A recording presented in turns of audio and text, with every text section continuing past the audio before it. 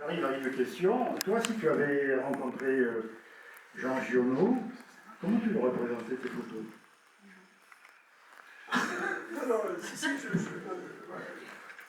Non, pour moi, c'est un retour vers le passé, parce que, je vous raconte après, la première photo que j'ai faite des Galeries d'Endurance, c'était ma première expédition 1969. Mais c'était déjà transposé, je vous raconterai après. Et c'est vrai que je ne veux pas faire quelque chose de nostalgique, pas du tout. Par contre, le côté rude, difficile, ça j'y tenais, parce que c'est le souvenir que j'avais des livres de Giono que j'avais lus quand j'avais 18 ans, parce que en fait je ne suis pas du tout un érudit de Jean Giono, hein. J'ai lu les livres que chacun de nous a lus dans sa jeunesse. Du coup, bien sûr, là j'en ai relu quelques-uns, mais ça ne m'a pas démenti le souvenir que j'en avais. C'est quelqu'un qui quand même décrivait une vie rude, simple, austère, et voilà, c'est ça que j'ai cherché à traduire. Et puis aussi le côté sauvage de l'endurance d'avant. Donc voilà. Et je sais pas, je suppose que ça lui aurait plu, mais bon, je n'en sais rien, voilà. Oui.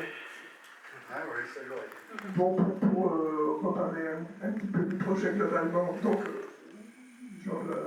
j'ai fait ma première exposition en 1969 avec Alain Guadina, qui malheureusement n'est pas là, et mon frère, que vous pouvez reconnaître parce qu'il me ressemble beaucoup, mais en beaucoup plus vieux quand même. J'entends pas très bien. C'était bien, un petit peu comme ça. Et donc, dès cette exposition-là, il y avait des cas d'endurance. Mais déjà, je les avais transposés et je suis extrêmement content que Fanny Sudre soit là parce que c'était directement inspiré par son père. J'avais fait des galets d'endurance en graphisme tiré sur des plaques d'aluminium qui n'étaient pas du tout destinées à la photographie. C'était en fait fait pour faire les devants des amplificateurs, parce qu'à l'époque, il n'y avait pas d'imprimante, il n'y avait pas de laser, donc c'était des techniques photographiques pour faire les devants des choses électroniques. Et donc j'ai utilisé ça pour tirer des photos. J'avais mis 4 plaques, ça fait un truc de 1 mètre sur 1 mètre 50, qui tient toujours le coup, que j'ai exposé il y a encore 4 ans, et voilà. Et donc, c'est vrai que j'avais un souvenir précis de ces prises de vue que j'avais faites à l'époque avec un Bronica S2 qu'on partageait avec mon frère. Et puis, il y avait énormément de choses dans le livre d'Endurance à l'époque, beaucoup d'arbres, beaucoup de déchets, beaucoup de galets, tout était encore emporté, alors que le barrage de 5% existait déjà, mais c'était pas canalisé comme ça l'est maintenant. Donc après, j'ai traité beaucoup d'autres sujets. La plupart du temps, je faisais des photographies lors des voyages parce que j'adorais voyager, sur les paysages, tout ce qui était environnemental, mais aussi, comme tu l'as vu, tout ce qui était traces, tout ce qui était signes. J'ai beaucoup photographié ce qui était à mes pieds, sur des plages, dans des déserts, et ainsi de suite. Et c'est quelque chose auquel je tiens. Et effectivement, je n'ai pas pu faire autrement que de remettre une photo qui ressemblait à ça, que j'ai faite à mes pieds dans le livre d'Endurance. Et donc, sans estimer que finalement, je faisais très peu de photos ici. C'était toujours des photos que je prenais ailleurs. Beaucoup en Andalousie, parce que ma famille a des racines familiales et qu'on y allait très régulièrement. Et donc, même pendant 10 ans, j'ai photographié une vieille serre agricole qui se détruisait. Et j'en ai tiré un bouquin qui s'appelait Effet de serre à l'époque. Et voilà, donc je photographiais beaucoup. Et puis, est arrivée la pandémie. Et donc, on n'a pas pu voyager. Donc du coup, je me suis un peu interrogé sur ce que je pouvais faire. Alors j'ai fait ce que beaucoup de photographes ont fait, une espèce de journal de confinement. Donc 1 kilomètre et 1 heure autour de chez moi, ce qu'on pouvait faire en se baladant avec ma femme. Mais par contre, j'avais déjà une idée de ce que je voulais faire au point de vue tirage. Et donc j'avais utilisé un espèce de gadget, un espèce d'objectif en plastique où il n'y avait aucun réglage, ni d'ouverture, ni de focus.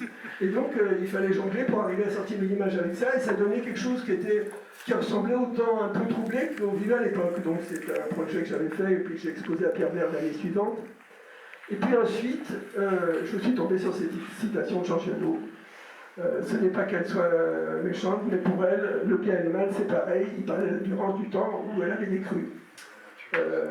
D'ailleurs, à l'époque, il y avait un dicton provençal, je vous dirais en provençal, mais qui disait l'endurance, le Parlement et le Mistral sont les 3 fléaux de la Provence. Donc, si ça voulait dire ce que ça voulait dire, l'endurance emportait tout sur son passage à l'époque.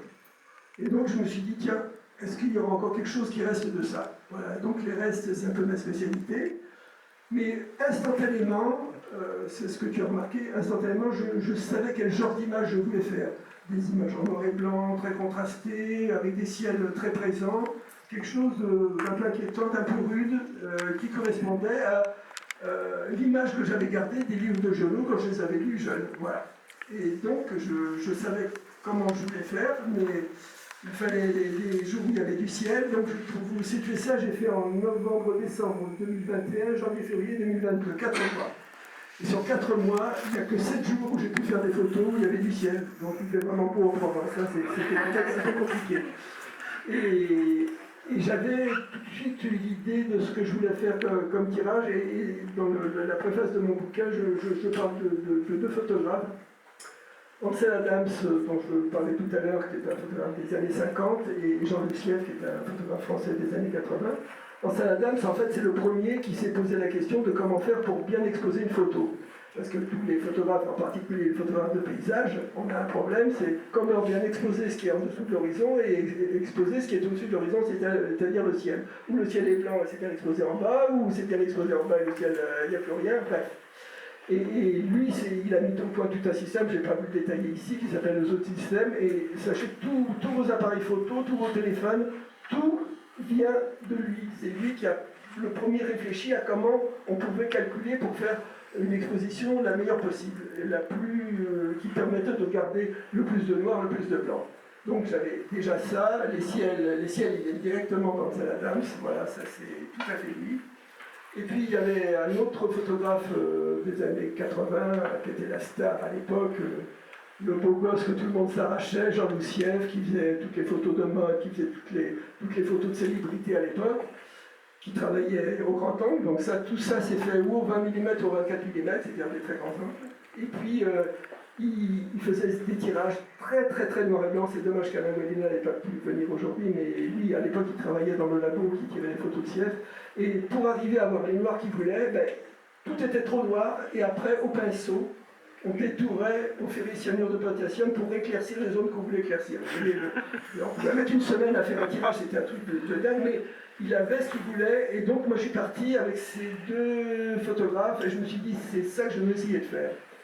Donc la prise de vue, c'est pas très compliqué. Par contre après, le travail pour arriver au tirage que je vous montre là, il m'a fallu pas mal de temps et pas mal d'essais, mais en même temps c'est un plaisir immense d'arriver à trouver quelque chose qui correspond à ce qu'on voulait faire au départ. Et puis j'avais donc des photos, je sais pas, disons peut-être 500 photos exploitables. Et d'un seul coup, ça a fait tilt, j'ai dit, mais est-ce qu'il n'y aurait pas d'autres citations de Giono qui pourraient aller sur cette image? Et donc là, je suis parti à l'inverse. J'ai cherché des citations de Giono. Alors maintenant, avec Internet, c'est quand même plus facile parce qu'il y a beaucoup de blogueurs.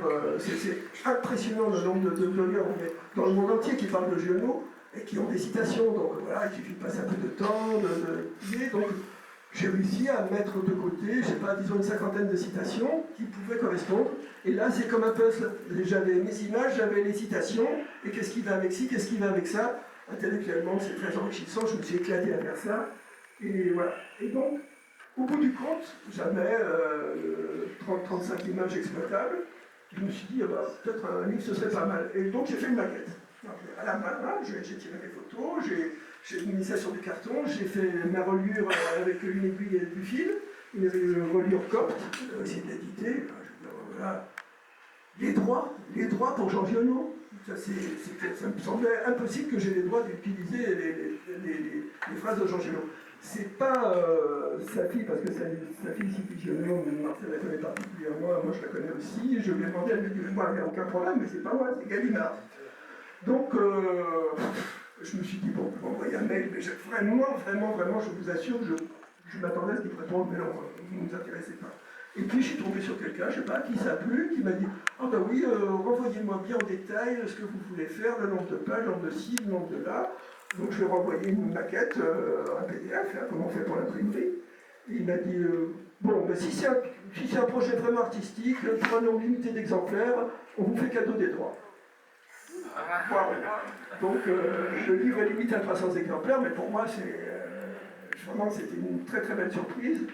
Après, donc j'avais collaboré avec le Centre Jean Giono pour qu'il me certifie les citations, que je ne mette pas n'importe quoi, que la citation correspondait avec les livres, et ainsi de suite. Donc, eux, ils ont été enthousiastes, ils m'ont aidé, puis du coup, ils m'ont aussi préacheté un certain nombre de bouquins parce que ça les intéressait. Donc, les choses se sont faites vraiment au mieux de ce que ça pouvait se faire pour moi. Voilà, donc je vous présente ça. Je suis extrêmement content de l'accrochage ici. Je trouve que les photos sont en valeur, je le dis sincèrement. J'en ai déjà exposé une partie à Cartrue ou à Manos, mais ça ne correspondait pas. C'était très bien, hein, mais c'était pas comme ici. Et donc j'espère que vous apprécierez et je ne sais pas quoi vous dire d'autre.